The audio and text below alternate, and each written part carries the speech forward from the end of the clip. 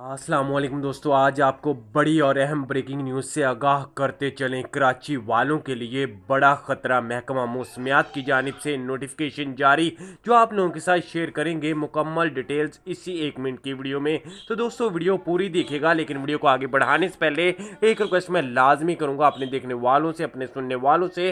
दोस्तों अगर वीडियो पसंद आए तो अपने प्यार से हाथों से एक प्यार सा लाइक करके हमें सपोर्ट लाजमी कीजिएगा। अगर आप चैनल पर फर्स्ट टाइम हमारी वीडियो देख रहे हैं तो आप लोगों से एक और छोटी सी रिक्वेस्ट करते चले दोस्तों, चैनल को सब्सक्राइब करके बेल आइकन को भी लाजमी दबा लीजिएगा, ताकि हर अपडेट्स इसी तरह हम सबसे पहले आप तक पहुंचाते रहें। तो बात करते हैं महकमा मौसमियात की जानिब से क्या हाई अलर्ट जारी कर दिया गया है। देखिए, महकमा मौसमियात की जानिब से यह हाई अलर्ट जारी किया गया है तमाम कराची और सिंध वालों को कि बड़े सैलाब का खतरा नजर आ रहा है, इसलिए आप लोगों ने अपनी तैयारी वगैरह करके रखनी है।